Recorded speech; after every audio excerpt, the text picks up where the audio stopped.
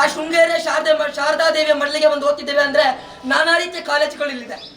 ನಾವು ಬೆಳಿಗ್ಗೆ ಈಗಾಗಲೇ ನಾವು ತಹಶೀಲ್ದಾರಿಗೆ ನಮ್ಮ ಮನವಿಯನ್ನು ಸಲ್ಲಿಸಿದ್ವಿ. ಆದರೆ ನಮಗೆ ತಹಶೀಲ್ದಾರು ಯಾವುದೇ ರೀತಿಯ ಒಂದು ನಮಗೆ ಬೇಕಾದಂತಹ ಉತ್ತರವನ್ನು ಕೊಟ್ಟಿಲ್ಲ.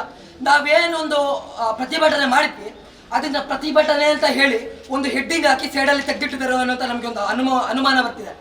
ಕಾರಣ ಏನು ಅಂತ ಹೇಳಿದ್ರೆ, ವಿದ್ಯಾರ್ಥಿಗಳು ಕೊಟ್ಟ ಮಾತುಗಳನ್ನ ಇವರು ಬೇಗ ಬಿಟ್ಟಾಗಿ ತಗೊಬಿಟ್ಟಿದ್ದಾರೆ.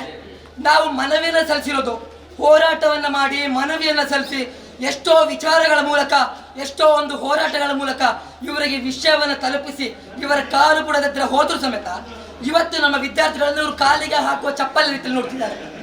ವಿದ್ಯಾರ್ಥಿ ಶಕ್ತಿ ನೇಪಾಳದಲ್ಲಿ ನೋಡಿದ್ರು, ಆದರೆ ವಿದ್ಯಾರ್ಥಿ ಶಕ್ತಿ ಶೃಂಗೇರಿಯಲ್ಲಿ ನೋಡಬೇಕಾಗುತ್ತದೆ. ನಾವು ಒಂದು ಮಾತು ಹೇಳಕ್ಕೆ ಇಷ್ಟಪಡ್ತೀನಿ, ಬಸ್ಸಿನ ವಿಚಾರದಲ್ಲಿ ಬಂದಾಗ ಯಾವುದೇ ವಿಚಾರಕ್ಕೂ ಕಾಂಪ್ರೂ ಇಲ್ಲ. ಶೃಂಗೇರಿಯ ವಿದ್ಯಾರ್ಥಿಗಳು ಒಮ್ಮೆ ಎದ್ದು ನಿಂತರೆ ನೇಪಾಳವನ್ನು ಮೀರಿಸಿ ಪ್ರತಿಭಟನೆ ಮಾಡುತ್ತೆ ಅನ್ನೋದು ನೆನಪಿರಲಿ. ಇದು ಬಸ್ಸಿನ ವಿಚಾರದಲ್ಲಿ ಹೇಳ್ತಿರ್ತಕ್ಕಂಥದ್ದು.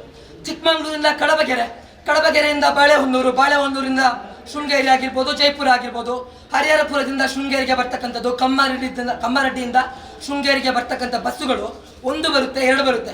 ಏನು ಅವರಿಗೆ ಬೇಕಾಬಿಟ್ಟು ಇಷ್ಟವಲ್ಲಿಗೆ ಬಸ್ ಬಿಡ್ತಿರೋದಾ? ಜನಗಳನ್ನ ಕರ್ಕೊಂಡು ಹೋಗ್ಲಿಕ್ಕೆ ಬಸ್ಸುಗಳನ್ನ ಬಿಡ್ತಿರೋದು ರಾಜ್ಯ ಸರ್ಕಾರ. ಅದನ್ನ ಹೊರತಾಗಿ ಬಸ್ಸುಗಳನ್ನ ಫ್ರೀಯಾಗಿ ಖಾಲಿಯಾಗಿ ಬಿಡ್ತಿಲ್ಲ. ರಾಜ್ಯ ಸರ್ಕಾರ ಹೆಣ್ಣು ಮಕ್ಕಳಿಗೆ ಸಾವಿರಾರು ಏನ್ ಬೇಕಾದ್ರೂ ಬಿಟ್ಟಿ ಭಾಗ್ಯಗಳನ್ನು ಕೊಡ್ಲಿ. ಮೊದಲು ವಿದ್ಯಾರ್ಥಿಗಳಿಗೆ ಏನನ್ನ ಕೊಡಬೇಕೋ ಅದನ್ನ ಚಿಂತೆ ಮಾಡ್ಕೊಳ್ಳಿ.